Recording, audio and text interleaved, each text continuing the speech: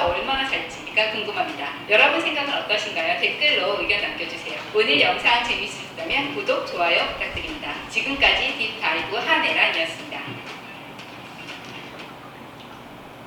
여러분은 어떻게 생각해요?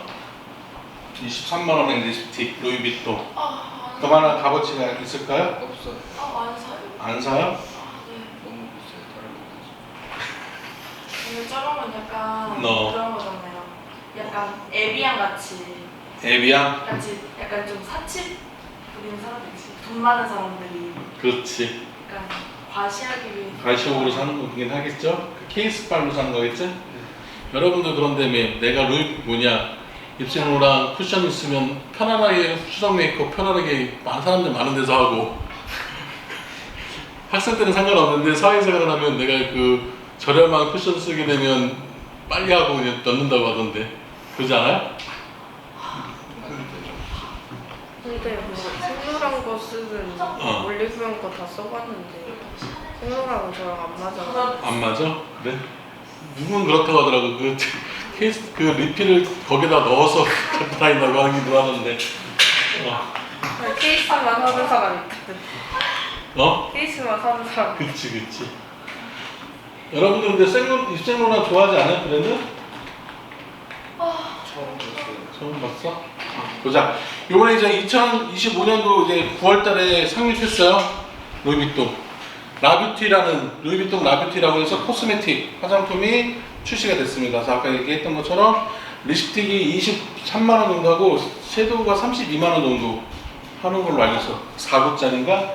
그래서 이 사람이 누구냐면 펜 맥그라스라고 해서 세계적인 메이크업 아티스트야. 되게 유명한 사람이야. 이 사람 화장품도 있어. 펜 맥그라스라고 세포라 가면 있고. 세포라 지금 있나? 없어요. 철수했나? 네.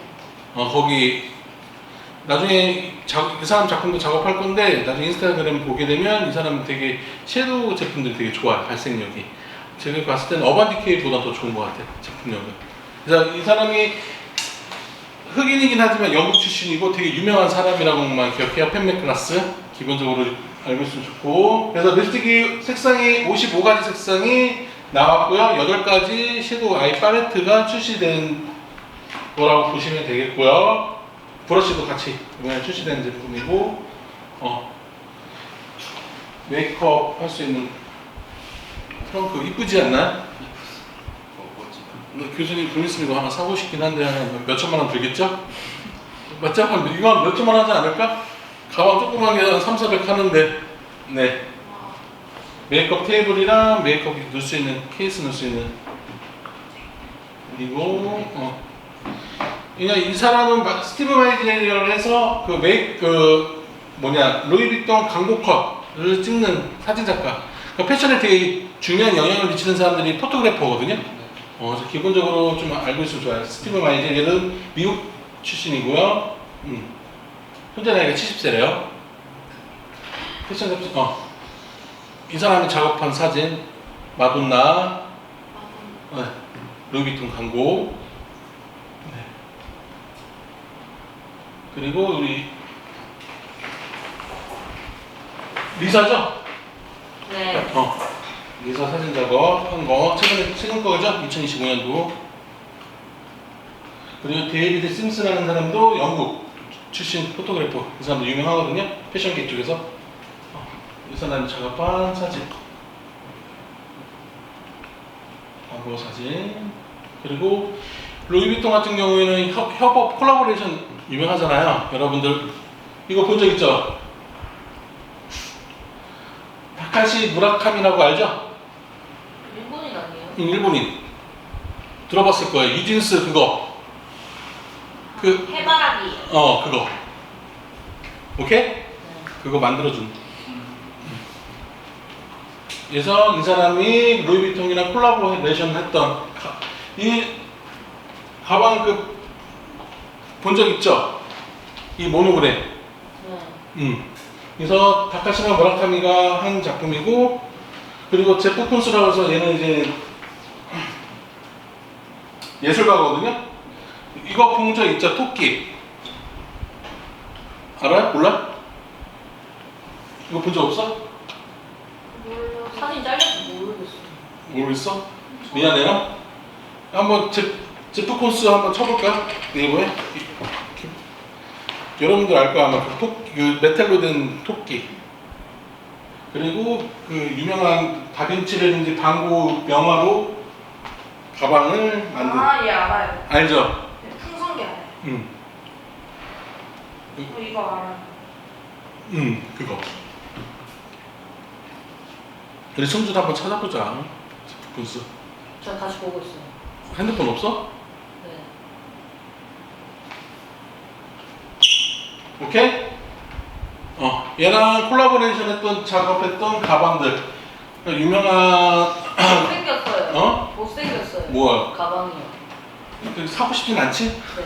차라리 이게 낫지? 네. 그래서 제품 콘스랑 콜라보레이션 했던 가방들, 지갑, 그리고 스티븐 스프라우스라는 아티스트가 했던 겉모습이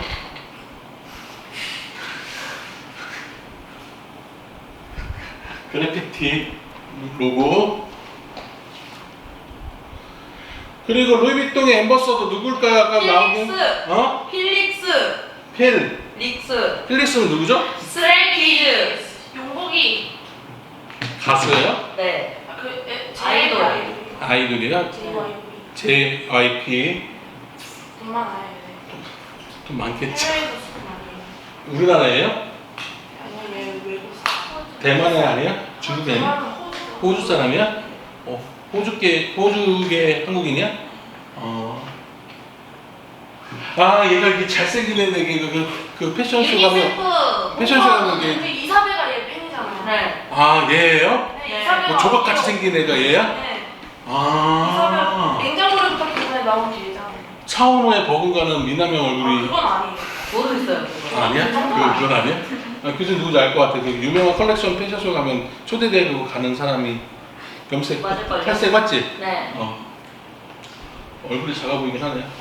엠버서더는 뭔지 알죠? 이제 간단히 정리하면 홍보대사, 그 브랜드를 홍보해주는 홍보대사라고 보시면 되겠고, 맥에서도 리사가 홍보대사였죠. 네. 원래는 리사가 명품 브랜드 패션 쪽에서는 입생로랑이었거든요.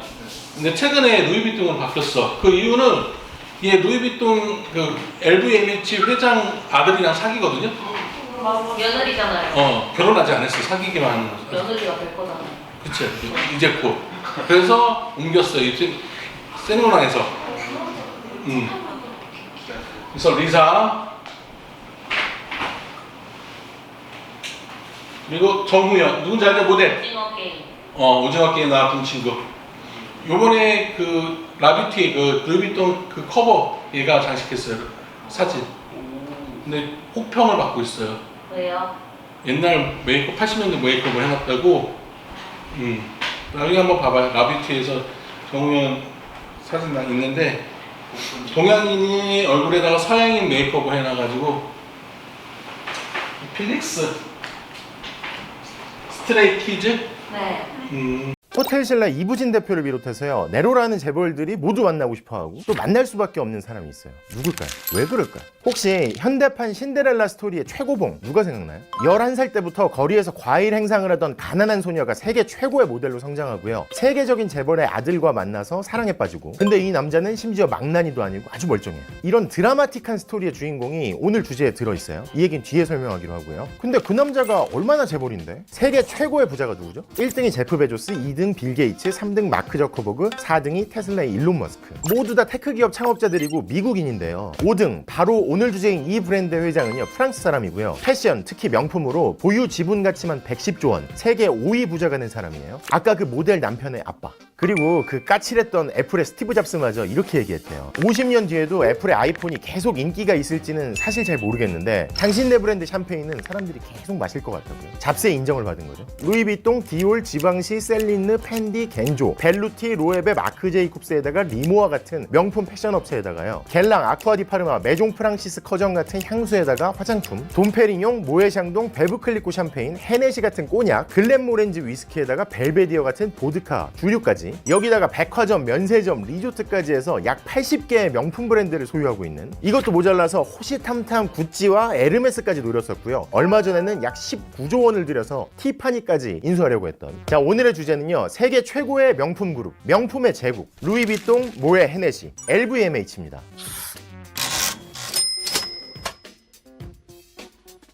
자, 아까 그 신데렐라 스토리로 다시 돌아가서요, 러시아 니즈니노브고로드라는 곳에서 구소련 시절에 태어난 소녀가 있었어요. 2살 때 아버지가 가족을 떠나서 아주 가난한 상태로 살았고요. 심지어 동생은 뇌성마비와 발달장애 진단을 동시에 받아가지고 10살을 못 넘길 거다, 이런 얘기를 들었었죠. 엄마는 과일 행상을 했는데 형편은 늘 어려웠고요. 아빠가 떠나고 심지어 만나는 남자들마다 다 못됐어요. 힘든 엄마를 도와주겠다고 11살 때부터 과일 행상을 같이 했는데, 학교에 가면 애들이 가난하다고 놀리고 행상한다고 놀리고 동생 아프다고 놀리고 친구도 없고, 심지어 나중에 뭐라고 했냐면, 나는 어렸을 때 어떻게 웃는 건지 어떻게 웃는지를 몰랐다. 아무튼 그랬는데 그녀가 17살 때 남자친구의 제안으로 모델 아카데미에 등록합니다. 행상에서 모은 데다가 남친이 보태준 돈을 합쳐서 겨우겨우요. 그런데 인생이 바뀌기 시작합니다. 에이전트의 눈에 들어서 파리에 가게 돼. 거짓말처럼 금세 모델이 되죠. 나중에는 캘빈 클라인의 전속 모델로 전 세계에 이름을 떨치게 되는, 그녀가 바로 한 번 보면 그 푸른 눈을 영원히 잊을 수 없다는 전설의 모델 나탈리아 보디오노바입니다.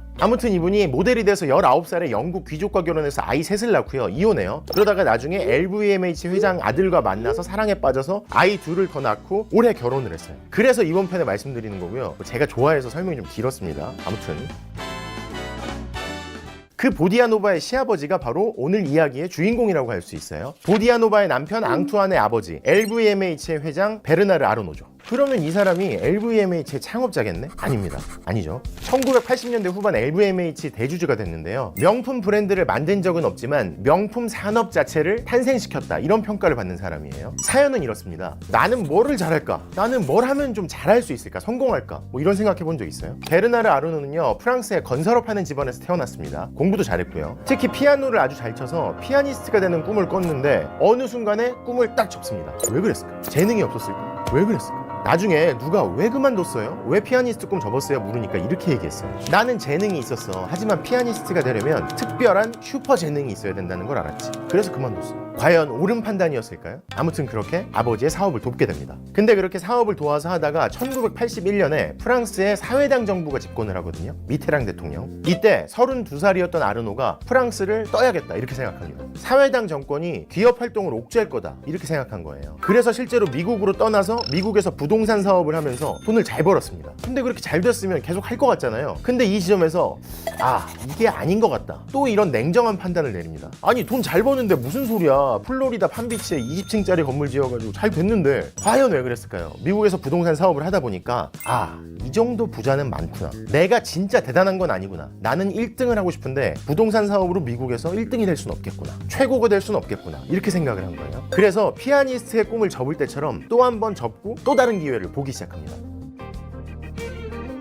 그때쯤이었어요. 모든 사건에는 일종의 씨앗 역할을 하는 계기라는 게 있잖아요. 자, 여기서 잠깐 소비더머니 계속 보셨던 분들 퀴즈. 부싹이라는 이름 혹시 기억나요? 1984년에 프랑스 정부가 섬유 재벌 기업 부싹의 파산을 막으려고요. 이게 2차 대전 이후에 최대의 파산이 될 위기였거든요. 새 주인을 찾으려 한다, 이런 소식이 들려옵니다. 그리고 미국에서 이걸 들은 아르노가 급히 프랑스로 돌아가요. 사회당 싫다고 했는데 그냥 막 돌아가. 전광석화처럼 움직입니다. 그리고 뒷부분에 한 번 더 나올 귀인, 전설적인 은행가의 조언을 받으면서요, 어떻게 됐을까요? 부싹의 경영진을 구워 삼고요, 아버지한테 재산을 내놓으라고 설득하고요, 그렇게 싫어한다던 사회당 정부의 고위직들을 막 뚫어냅니다. 그렇게 결국 자기 가족 회사보다 적어도 20배는 몸집이 컸던 부싹을 인수하게 되죠. 피아노를 포기할 때, 미국 부동산 사업을 접을 때처럼 기회를 봤는데, 이번에는 그때와 다르게 전 재산을 걸어서 올인한 거예요. 자기 가족의 모든 재산에다가 투자금까지 더 부었어. 이러한 올인 왜 했을까요? 일단 부싹에는요, 아르노가 노렸던 훗날 명품 제국의 씨앗이 되는 크리스찬 디올이란 브랜드가 있었어요. 왜 디올 편에서 섬유 재벌이 디올의 첫 하우스를 열어줬다고 했잖아요. 그 부싹이 이 부싹이에요. 그리고 참고로 아르노의 어머니가 디올 매니아였어요.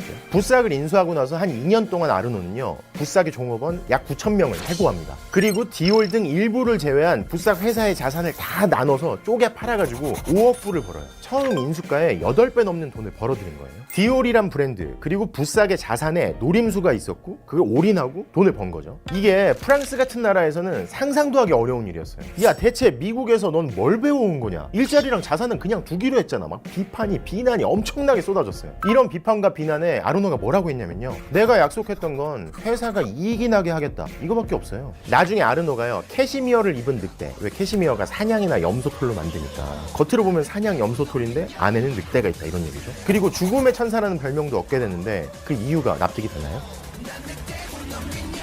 아무튼 그렇게 디올이라는 브랜드를 얻었고, 그럼 나머지 브랜드들은 어떻게 했느냐? 우연히 기회가 찾아오면서 일이 시작됩니다. LVMH, 루이비통, 모에 헤네시는요 4개의 가문이 만든 기업이 모태가 된 건데요, 간략하게 설명하자면 루이비통의 비통 가문, 모에가와 샹동과의 결혼으로 만들어진 샴페인의 모에 샹동, 그리고 꼬냑 만드는 헤네시 가문, 이렇게 4가문인데 맨 먼저 샴페인 만드는 모에 샹동과 꼬냑의 헤네시 가문이 합쳐집니다. 모에 헤네시, LVMH의 MH 뒷부분이 만들어진 거죠. 둘 다 주류 회사니까 둘을 합치면 이익도 높아지고 유통망에도 도움이 될 거다, 이런 계산이 있었어요. 아시아 시장도 한번 노려보자, 이런 계산도 있었고요. 실제로 모에 헤네시로 합쳐진 다음에 매출이 20년 동안 약 3배 이상 뛰었고요. 전 세계 꼬냑 시장의 20%, 샴페인 시장의 15%를 얻게 됐죠. 아시아 시장에서도 헤네시가 1등 꼬냑이 됐고요. 그러면 MH는 알겠고 LVMH의 LV, 루이비통은 언제 붙었냐? MH에서 모에 샹동 헤네시 가문의 지분이 너무 적었어요. 약 22% 정도? 그래서 누가 우리 회사 지분을 적대적으로 인수해가지고 회사를 뺏어가면 어떡하지?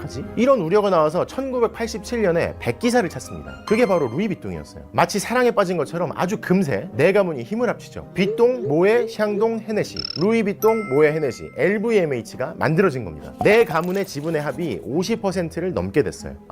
이러면 안정적이겠다, 됐다 싶었는데 금세 문제가 또 발생합니다. 우선 루이비통 책임자랑 모에, 헤네시 책임자랑 다툼이 벌어져요. 누가 1인자냐, 누구는 2인자냐, 그리고 어떤 걸 후원할 거냐. 루이비통은 뭐 음악회 전시회 이런 걸 후원하는 걸 좋아했고요. 모에 헤네시는 F1 레이스 같은 거 후원하는 걸 좋아했어요. 왜 F1에서 우승하면 막 샴페인 막 흔들잖아. 그리고 막 아주 유치하게 싸웁니다. 야, 루이비통은 백화점에서 파는데 모에 샹동은 슈퍼에서 팔잖아, 막 서로 이러고 싸우는 거예요. 진짜로 싸워. 이게 지어낸 게 아니고 진짜로 싸웠어요. 일단은 그런 주도권 다툼이 있었는데, 게다가 갑자기 LVMH 지분이 막 주식시장에서 막 거래가 너무 활발하게 되는 거예요. 고민이 생긴 거죠. 만약에 4가문 중에서 어느 하나라도 게임에 빠져가지고 지분을 넘긴다, 그러면 어쩌지? 그래서 싸우던 둘이 잠깐 힘을 다시 합칩니다. 모에 헤네시 쪽에서의 루이비통한테, 야, 우리도 백기사 부를 때 너네 불렀었잖아, 이번에도 또 다른 백기사를 찾아보는 게 어때? 그래서 모에 헤네시가 왜 샴페인, 꼬냑, 술이잖아요. 같은 술친구, 뭐 술 마시는 술친구가 아니라 주류업계의 친구, 주류업계의 공룡이었던 기네스를 끌어들입니다. 기네스가 3.5% 정도 LVMH 지분을 보유하게 돼요. 근데 3.5%는 다툼이 일어나면 좀 적은 지분일 수 있잖아요, 그쵸? 모에 헤네시 쪽에서 기네스한테 지분을 더 늘려달라고 합니다. 그리고 바로 이 지점에서 오늘의 주인공이 등장하죠. 근데 루이비통 쪽에서 가만히 생각해보니까요, 아니 저 술들이 우리 명품을 먹겠다는 거야? 안 되지. 그래서 루이비통이 따로 백기사를 찾기 시작합니다. 야, 우리 백기사는 술들이랑 다르고 명품을 이해하는 사람이에요. 압류 이렇게 돼가지고, 그래서 찾은 게 디올을 갖고 있던 베르나르 아르노였어요. 루이비통 쪽에서 아르노한테 LVMH 지분 25%를 네가 보유한 백기사가 돼서 우리 편이 돼달라, 이렇게 제안을 한 건데, 여우들 싸우는 싸움판에 늑대를 끌어들인 거죠. 이게 1988년 여름의 일이었습니다. 근데 왜 살다 보면 금쪽 같은 조언을 찰떡같이 알아듣는 사람이 있고 좋은 얘기 해줘도 못 알아듣는 사람도 있잖아요. 그런 적 있어요? 사실 아르노는 제안을 받고 나서 루이비통 말을 들으려고 했어요. 루이비통 편에 서려고 한 거죠. 그렇게 됐으면 모에 헤네시, 기네스, 술 연합에 디올을 갖고 있는 아르노, 그리고 루이비통 연합이 전선이 형성되는 거였죠. 근데 왜 아까 기억나요? 디올 갖고 있던 붓삭 인수할 때 어떤 전설적인 은행가, 귀인의 조언을 받았다고 했잖아요. 그 조언자가 결정적인 충고를 합니다. 절대로 기네스랑 싸우면 안 된다. 걔네 돈이 너무 많아. 기네스랑 싸우면 아르노 너는 짓밟힐 거야. 그러면서 차라리 기네스 편에 붙어요. 아르노가 말을 들었을까요? 델롬 대리가 말을 들었습니다. 처음에 싸움판에 아르노를 끌어들인 건 루이비통이었잖아요. 근데 아르노가 갑자기 이쪽에 붙으면서 모에 헤네시, 기네스, 아르노까지 연합이 형성된 거죠. 루이비통은 따가 된 거지. 그리고 아르노는 기네스와 힘을 합쳐서 LVMH의 지분 4분의 1가량을 사들였습니다. 루이비통이 고립된 거죠. 루이비통 입장에서 어땠겠어요? 괘씸하지. 뭐야 이거, 막 열받아가지고 지분을 사모으고 막 소송전을 막 펼치고 합니다. 근데 역부족이었어요. 아르노가 집중해서 맹렬하게 달려가지고 단 사흘 만에 7천억 원을 동원해서 막 지분을 늘리고요. 루이비통이 계속 덤비니까 또 이틀 만에 6천억 원을 동원해서 또 지분을 늘려요. 그 사이에 계속 루이비통 가문은 고립시키고 모에, 샹동, 헤네시 가문은 막 구워 삶으면서 결국 아르노가 승리합니다. 뭐야 뒤통수 친 거잖아, 괘씸하잖아. 이런 비판에 대해서 승리한 지 얼마 안 된 아르노가 뉴욕타임즈와의 인터뷰에서 이렇게 얘기했어요. 비즈니스의 비결은 말이야 기회를 딱 붙잡는 거야. 이후 아르노가 키를 잡은 LVMH는요 명품 브랜드들을 싹쓸이하다시피 합니다. 벨루티, 겐조, 겔랑, 셀린느, 로에베, 마크 제이콥스, 세포라, 태그 호이어, 펜디, 롤로피아나, 리모아 등등. 그리고 아르노는 이렇게 브랜드들을 수집하는 과정에서 창업자 가문들의 분열을 교묘하게 이용했다 이런 평가를 들어요. 야, 너 쟤 싫지? 이 지분 나한테 넘기면 내가 비싸게 사줄게. 이런 식으로요. 근데 물론 이런 행보가 전부 성공했던 건 아니에요. 왜 구찌 집안 싸움이 막장으로 가면서 난장판이었으니까 구찌를 인수하려고 움직였는데 가장 강력한 경쟁자 중에 하나인 친구가 이끌던 PPR 그룹, 지금의 캐링 그룹에 밀렸고요. 근데 또 여기서 포기할 사람이 아니야. 구찌 인수가 실패하자 최고의 브랜드, 다른 브랜드를 노립니다. 에르메스를 노린 거예요. 왜 아까 아르노의 1등에 대한 열망 얘기했었잖아요. 1등이 못 되는 건 접는다. 구찌 때보다 훨씬 치밀하게 했어요. 거의 10년 동안 복수의 기관을 이용해서 알려지지 않게 에르메스 지분을 야금야금 사모읍니다. 몰래. 공시가 안 될 만큼만 야금야금 사모아요. 왜 한국에도 5% 지분을 넘으면 공시를 하게 돼 있듯이 프랑스에도 그런 규정이 있거든요. 근데 딱 그 선에 안 걸리게만 사모은 거죠. 그러다가 이제 전쟁을 시작하자. 딱 정체를 드러냅니다. 2010년 10월에 알프스에서 자전거 타고 있던 에르메스 CEO한테 아르노가 전화를 딱 걸어요. 우리 너희 지분 17% 샀다? 2시간 뒤에 발표할 거야. 에르메스 어땠겠어요? 난리가 났겠죠. 그러면서 LVMH는요 에르메스 지분을 23% 이상으로 늘렸고요. 하지만 결국 치열한 경쟁과 법정 공방 끝에 에르메스가 방어에 성공했어요. 다른 명품 기업 창업자 가문들과는 달리 에르메스 사람들은 똘똘 뭉쳤어요. 이 경쟁에서는 졌지만 LVMH와 아르노가 돈을 잃진 않았어요. 왜 경영권 문제가면 막 주가가 따라 오르기 마련이잖아요 보통. 아무튼 근데 왜 그렇게 사모으느냐, 주변 사람들은 아르노가 디올을 인수할 때부터 그렇게 생각했다고 얘기해요. 세계의 부는 점점 더 커질 거고 점점 더 갈수록 명품에 대한 수요는 높아질 거다. 이 거대한 흐름, 이 파도에 운명을 건다. 몸을 던진다. 빠져 죽지 않는다. 나는 그 파도에 올라탈 것이다. 뭐 이런 얘기죠. 실리적으로도요 LVMH는 덩치가 계속 커질수록 자재를 구매하고 또 물류와 전산 비용을 줄이고 매장 임대에서도 협상력을 가질 수 있었다. 이런 평가를 받습니다. 이런 행보에 대한 비판도 당연히 있죠. 너무 대규모로 상업적으로 명품을 찍어내듯이 그냥 만들어내는 거 아니냐. 여기에 대해서 아르노가 뭐라고 하냐면요, 진정한 명품이 뭐냐, 여기에 대한 개념은 사람마다 각기 다르다. 그리고 우리 고객이 만족하면 되는 거 아니야? 이렇게 반응하죠. 그러면서도 루이비통 편에서도 말씀드렸다시피 아르노가 이끄는 LVMH는요 뛰어난 디자이너를 발굴하고 지원하고 독립적으로 운영을 맡기고 개별 브랜드의 개성과 특성을 최대한 살려준다. 이런 칭찬도 받아요. 마치 예전에 꿈들을 접을 때 아주 냉정하게 봤던 것처럼요, 자신의 사업가로서의 강점이 있으니까 그건 최대한 살리고 내가 부족한 부분은 가장 그 분야에서 뛰어난 최고의 사람을 써서 채운다. 이런 개념인 거죠. 그래서 1등이 되면 되는 거다. 이런 아르노가 키를 잡고 성장시켜온 LVMH는요 지난해 매출이 무려 72조 원에 육박했어요. 코로나19 사태로 올해 상반기에 위기를 겪는가 싶었지만요, 오히려 지난 3분기에 LVMH의 패션 가죽 부문 매출은요 전년 동기보다 훨씬 매출이 높아졌어요. 극적으로 반등에 성공한 거죠. 그러면서 여전히 많은 이들이 아르노가 이끄는 LVMH의 명품을 원한다. 이걸 입증하고 있습니다. 아르노는 그랬습니다. 우린 아직 작다. 이제 막 시작이다. LVMH가 1등 맞는데 우리는 더 멀리 갈 수 있다. 그의 예상처럼 명품을 원하는 사람들이 계속 늘어서 이 제국의 확장은 계속될까요? 명품 제국의 앞날은 어떻게 될까요?